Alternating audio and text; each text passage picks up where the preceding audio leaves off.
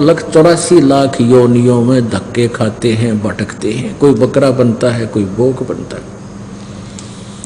एक बार जब राजा युधिष्ठिर जी ने यज्ञ की थी, अश्वमेध यज्ञ की थी, इसलिए कि मेरे को ये भयंकर स्वप्न दिखाई दे रहे हैं, ये किसी प्रकार ये 3 ताप का कष्ट मेरा हरण हो, दूर हो।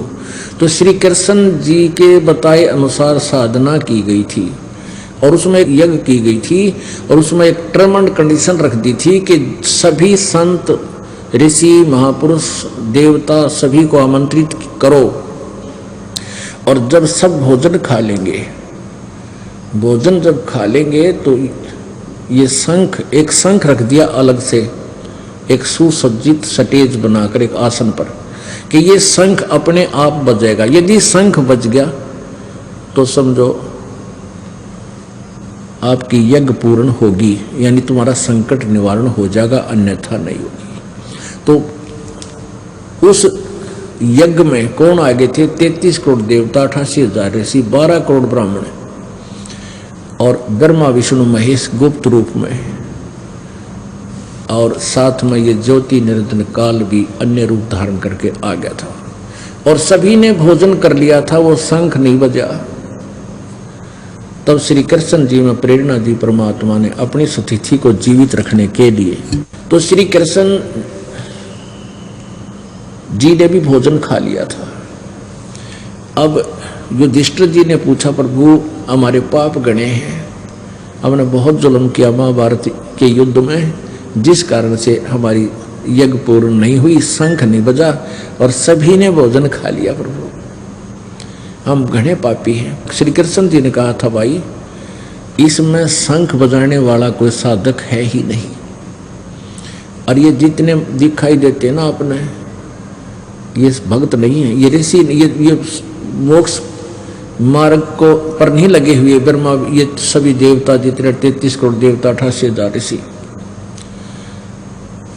उसमें ऋषि तो बैठी थी, ये वशिष्ठ मुनि जैसे और मारकंडे ऋषि जैसे और भाई सारे 9 नाथ 84 सिद्ध, ये गोरखनाथ जैसे भी आत्मा गुप्त रूप में वहाँ आई हुई थी, और उनके भोजन खाने से भी उनका यज्ञ संपूर्ण नहीं हुआ था। तो श्री युधिष्ठिर जी उनके मुंह की तरफ देख रहे, श्री कृष्ण जी की तरफ, जैसे हक्के बक्के से रह जाते हैं कि ये भगत को ना। श्री कृष्ण जी में मालिक ने प्रेरणा दी, कबीर जी ने, और श्री कृष्ण जी बोला कि भाई ये भगत को नहीं, ये तो सारे 84 लाख योनिया में गधे कुत्ते सूर बनेंगे। अब युधिष्ठिर के उनके मुंह की तरफ देख रहा, जैसे आंखें फट जाती हैं। कृष्ण जी समझ गए कि ये मेरी बात पर यकीन नहीं कर रहा। श्री कृष्ण जी ने कहा कि युधिष्ठिर मेरी बात पर यकीन नहीं है? अगर नहीं जी, ऐसी कोई बात नहीं हो सकती, आप जो को सच्ची ना हो, पर मेरी बुद्धि छोटी है, मेरे नूना जसदी से तोब बैठे ये 33 करोड़ देवता, 88,000 ऋषि, 12 करोड़ ब्राह्मण जो चारों वेदों को कंठस्थ किए बैठे, और यहाँ बैठे इंद्र के लोक की बात बता दें। कृष्ण जी बोले ये जंत्र मंत्र कर सके, इनका मोक्ष नहीं हो सकता। तब दाद यकीन होता दिखा तो श्री कृष्ण जी ने अपना आशीर्वाद हाथ वो वहां पर वर्तमान सभी ऊंचे ऊंचे आसन पर बैठे नो दच का कति नहा धोकर एक गच अच्छा भोजन खाना था, तो यूं बैठे उनको यूं हाथ कर दिया सबकी तरफ एक बार, और फिर कहा कि देख युधिष्ठिर, इनकी आगे आने वाले जन्मों की सतिथि, कोई तो बकरा बना खड़ा अपने आसन पर, कोई गधा बना खड़ा, कोई कुत्ता, कोई केचुआ, कोई सांप, कोई किसी प्रकार के, हर प्रकार की उनकी अलग अलग से, कोई कई एक ही प्रकार की योनि प्राप्त करेंगे ऐसे उनके। अब युधिष्ठिर जी ने जब ये देखा, आंखें बंद कर ली और कहा भगवान इस लीला ने रोको, इस लीला को रोको। श्री कृष्ण जी बोला लीला को नया सच्चाई है, इनके पास यथार्थ भक्ति नहीं, तो मान बढ़ाई के भूखे हैं, सिद्धियां प्राप्त किए, यहाँ फूले फिरे हैं, एक दूसरे पर चौधरी पाक रहे हैं, ये मोक्ष मार्ग नहीं है। परमात्मा ने, क्योंकि परमात्मा ही सच्ची बुलवाता है। जैसे गीता जी का ज्ञान देते समय परमेश्वर ने इस काल से सच्चाई को आदि मैं काल हूँ, सब ने खान आया हूँ, और वो परमात्मा कोई और है, ना तो कति ना बोलो उस परमेश्वर के हाथ में रिमोट है, हमसे कितने सियाने बन रहे, हम जीव के जीव हैं। तो इसलिए उसने बुलवा दिया ना, तो कति ना बताओ इतने दिन हो गए इसने कबाड़ कर रखा, अंधेरे में डाल रखे थे। पता था परमात्मा ने मेरे बच्चे गीता को सच्ची मानेंगे और गीता के बारे में इनको पता नहीं होगा, मेरा दास आएगा, इनको सच्चाई से परिचित करवाएगा, मुझे पहचान लेंगे, इनका मोक्ष कर दूंगा, सतलोक ले चलूंगा। मेरे बच्चे यहाँ बहुत दुखी हो रहे हैं, कोई गधा बन रहा है, कोई गधी बना है, कोई कुत्ता और कोई कुत्ती और बिरान मट्टी हो रही। और मनुष्य जीवन में कौन सुखी? ब्रह्मा विष्णु महेश तक सुखी नहीं है। तो यहाँ वो सूक्ष्म वेद भी यही बता रहा है।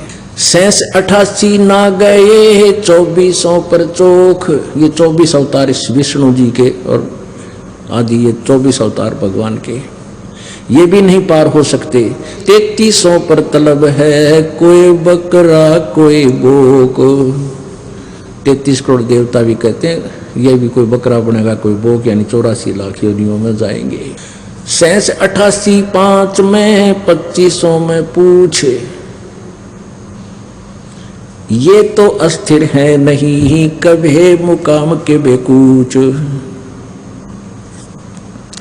24 अवतार तक हो चुके हैं, 25वां और आवेगा नीकलंग नाम से कलयुग के अंत में। राजा हरिश्चंद्र जी स्वर्ग में बैठे हैं, उनको फिर ये चौधरी बना के भेजेगा, काल यहाँ पर यहाँ का अवतार बनाओगा और वो क्या करेगा, कलयुग के लास्ट में कृतघ्नी लोग हो जाएंगे। अब ये जो समय चल रहा है वर्तमान का पुण्यात्माओं, ये मोक्ष काल है, अब ये मोक्ष समय है और ये कुछ 1000 वर्षों तक रहेगा। एक बार फिर पुनः स्थिति ऐसी आएगी पृथ्वी पर जैसे सतयुग में हुआ करता था, क्योंकि सब मार धाड़ कर रहे हैं, चोरी लूटी खसोटी माया जोड़न की होड़ लाग रही है, किससे का बरकत नहीं, किसी को शांति नहीं, सबकी दुर्गति दूने दुख। निरे मेडिकल खोल लिए, शहर शहर में निरे हॉस्पिटल प्राइवेट भी, हर सबका भीड़ जो खचाखच भरे रहते हैं, क्योंकि उनके पाप नहीं कट सकते, वो मर जाए सड़ का हॉस्पिटलों में। और परमात्मा की दया से वो रोग आपके वैसे ही ठीक होने लग जाएंगे, क्योंकि परमात्मा से बड़ी कोई शक्ति है ही नहीं। लेकिन वो होंगे किस तरह? इस विधि से आपके अंदर नम्रता, आपकी भक्ति बढ़ेगी। तो ऐसे ये एक बार पूरे विश्व में एक बार या दौड़ रुकेगी, नहीं तो आग लाग रही है। बाण भाई का प्यार रहा नहीं, माया माया दिखे, भाई भाई का माया के ऊपर मिनट में मुकदमा, लट्ठम लट्ठा, बाप की इज्जत नहीं, माता पिता से प्यार रहा नहीं, और कोई साहूकार दिखता ना। मान किसी ने 2 नंबर करके इकट्ठा भी कर लिया, फिर पाप का भागी बनेगा, आगे 84 लाख योनियों में दुख पाओगे। तो बालक नादान बच्चे हैं जो जहर खा रहे हैं, जब इनको ज्ञान हो जाएगा फिर छुएंगे नहीं, हाथ भी ना लावे। तो अब ये समय बहुत अच्छा चला। लास्ट युग क्या होगा? जब ये युग, ये कुछ समय है, मालिक का ये ज्ञान पूरे विश्व पर जाएगा, इसने कोई नहीं रोक सकता, क्योंकि सबको जरूरत है परमात्मा की, और यहाँ सुख होता है सबको। तो वहां जाने के बाद तो फिर लास्ट में कति कृतघ्नी प्राणी हो जाएंगे, भक्ति कोई करेगा ही नहीं, क्योंकि अभी तक तो ये ही नहीं पता था भगवान कौन है, मंत्र कौन सा जिस तो भगवान मिले, ये रोड़ा रड़ा रखी थी बात। अब ये कंसेप्ट क्लियर हो गया। अब कबीर परमात्मा ने क्या बताया था कि 9 मन सूत उलझिया, ऋषि रहे जखमार, और सतगुरु ऐसा सुलझा दे उलझे ना दूजी बार। 1 किलो सूत हो ना, सूत धागा, पहले कच्चे सूत होया करते, वो उलझ जाता, जब उन्हें खींचा तो टूट जा, गांठ पड़े, वो धीरे धीरे सुलझाना पड़ता था। वो सारे दिन में 1 किलो भी सुलझ कर नहीं देता था। परमात्मा कहे इन ऋषियों ने, अज्ञानियों ने, इन महर्षि कहलाने वाले कथित ऋषियों ने इस ज्ञान को अज्ञान बना दिया, 9 मन सूत उलझा दिया, उल्टी कथा सुना के वेद विरुद्ध ज्ञान देकर सबके हृदय में ये अज्ञान ठोक दिया। अब 9 मन सूत उलझा रखा है इस ज्ञान का, और कहते हैं 9 मन सूत उलझिया, ऋषि रहे झकमार, और सतगुरु ऐसा सुलझा दे उलझे न दूजी बार। अब यो ऐसा सूत सुलझा दिया गया है, ये तत्व ज्ञान रूपी एक ऐसा रोशनी दे दी है, ये सारा सूत सुलझा कर तय करके रख दिया। अब ये उलझ नहीं, इस कलयुग में नहीं उलझेगा यो ज्ञान, जिसने भक्ति चाहिए। आगे भक्ति करना बंद कर देंगे वो अलग बात है, क्योंकि ये कुछ दिनों तक ये साइंस काम करेगी। अपने आत्माओं आज साइंस के चक्कर में आकाश में बना के विमान घूम रहे हैं, इससे भूल गए भगवान को। अगर 2 वर्ष वर्षा ना करे परमात्मा, ये धरे के धराए रह जाएंगे। कंप्यूटर, सैटेलाइट, नेट, इंटरनेट, इन्हें कोई देखने आई ना रहेगा, मर जाए भुगत भुगत तड़प तड़प के। तो एक समय ऐसा आएगा कलयुग में, फिर काफी वर्षों के बाद वर्षा बंद हो जाएगी। ऐसे वर्षा पड़ा करेगी जैसे वो, इस साइंस का नामो निशान नहीं रहेगा। और सब कृतघ्नी प्राणी हो जाएंगे, मांस, कच्चा मांस खाओगे, चोरी जारी करके सारे, मतलब ऐसा बुरा हाल हो जाएगा। और 5 वर्ष की लड़की के संतान होनी शुरू हो जाएगी। 20 वर्ष की आयु होगी, उसमें 5 खंड होंगे। 15 वर्ष की आयु में सभी मनुष्य, स्त्री पुरुष, युवा भी हो लेंगे, बूढ़े भी हो लेंगे, मर भी लिया करेंगे।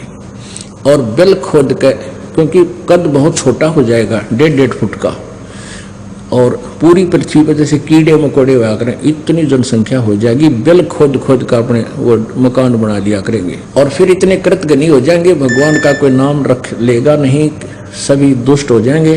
तो उस समय ये नीकलंक नाम का अवतार होगा। 25वां अवतार, और 10वां भी उसी को कहते हैं, 25वां भी उसी को कहते हैं। उसकी बहुत लंबी खड़ग होगी, तलवार होगी, वो अच्छी मजबूत शरीर का होगा।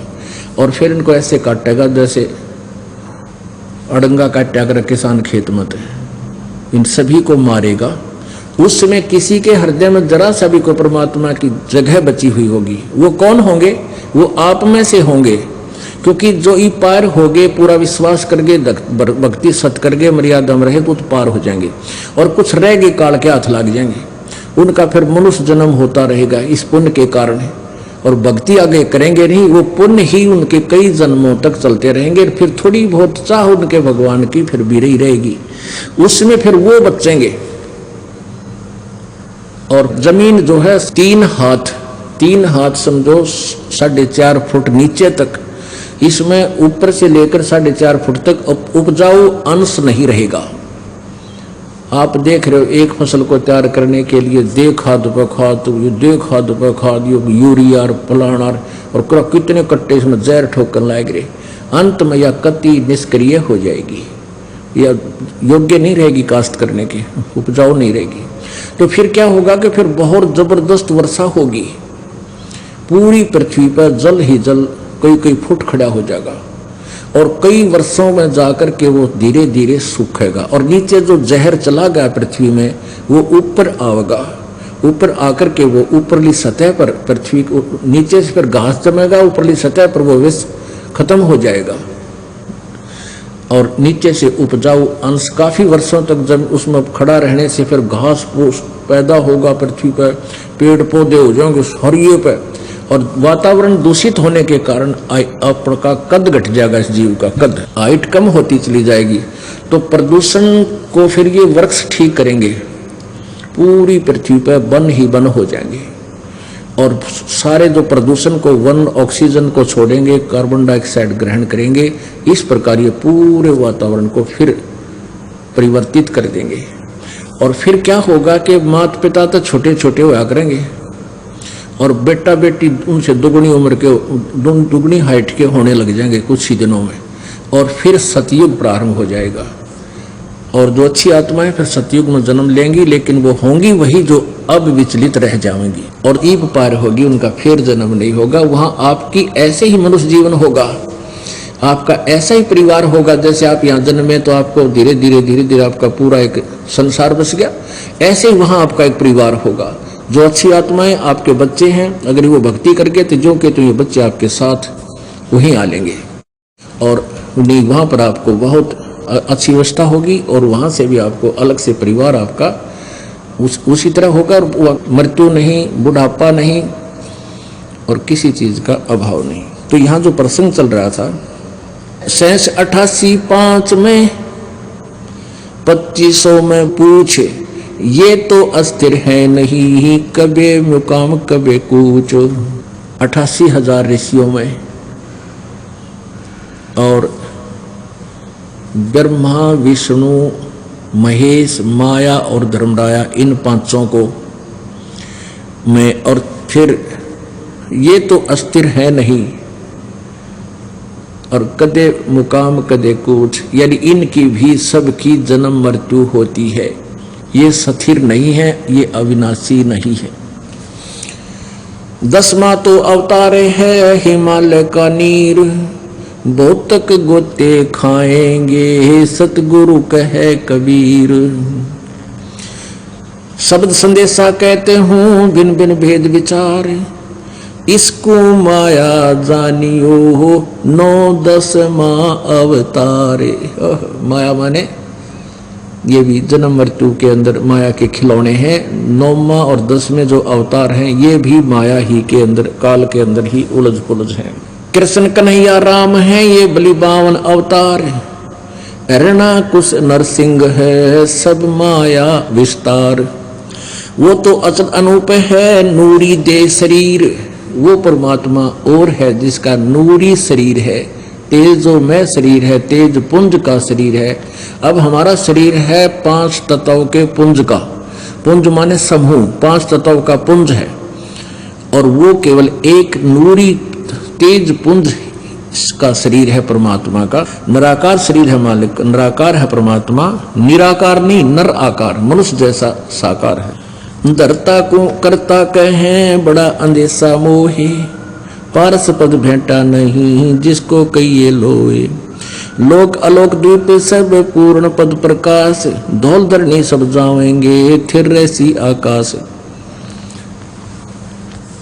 घट में शोक से लक्षलाइए सूतक बड़ा अंधेरे, ये दम गिनती के दिए भाई फेर सको तो फेर। है निचोड़ कर दिया सारे ज्ञान का।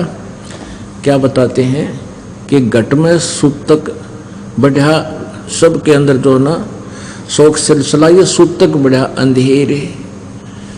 अब सूतक पातक बोलते हैं, सूतक कहें किसी का खुशी होगी बालक हो गया, और पातक कहें मृत्यु हो जा।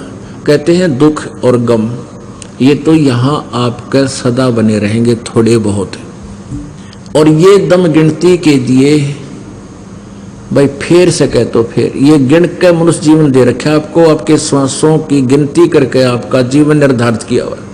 और एक मनुष्य के श्वास की कितनी कीमत है।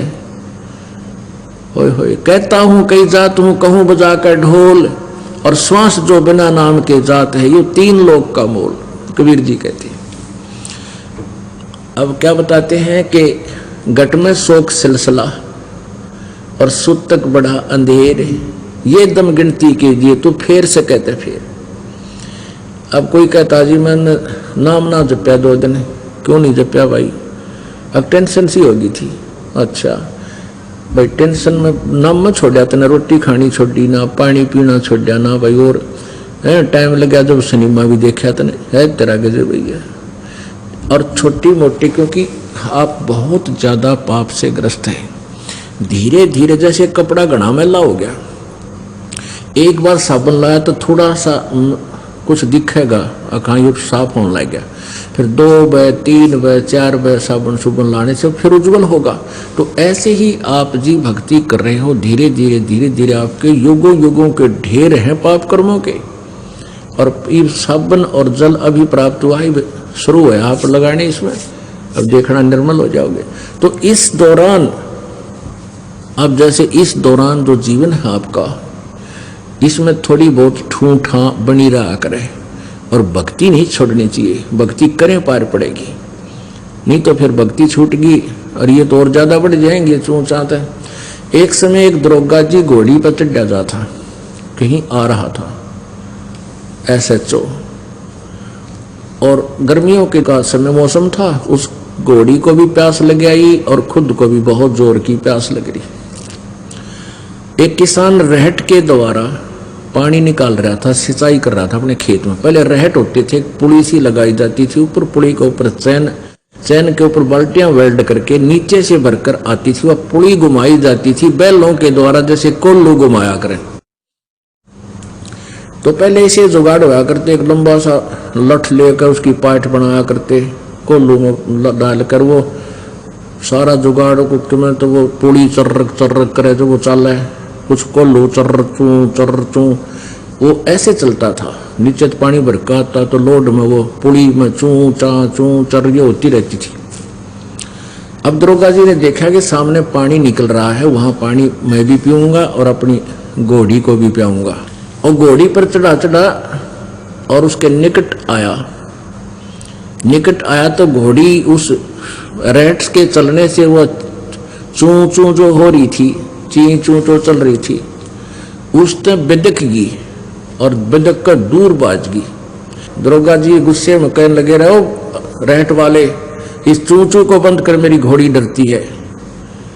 उसने रेट रोक दिया, बैल रोक दिए तो चू खत्म होगी, तो गिल्ला पानी खत्म हो गया, क्योंकि चू तो चल रहा था वो पानी तो। और वो आगे खेतों में सूखे खेत थे, साथ पी रहे थे जल, तो घोड़ी निकट लेकर आया तो जल नहीं पाया। दरोगा जी कहने लगा, वो जल निकाल। उसने फिर बैल आंक दिया, फिर चू हुई तो घोड़ी फिर 1 किला दूर जा खड़ी हुई। ऊपर दरोगा जी उसने कहा, रे चू को रोक। उसने फिर बैल रोक दिए और फिर निकट आया, कहने का पानी निकालो। पानी निकालने के लिए फिर चू वो अब घोड़ी फिर बाज गई। अब वो किसान बोला, दरोगा जी इस चू में पी गए तो पी गए ना, दोनों मरोगे तुम। तो भैया संसारिक जो टेंशन पेंशन थोड़ी बहुत चू हो जाएगी, लेकिन इस राम नाम में पिए जाइयो ना तो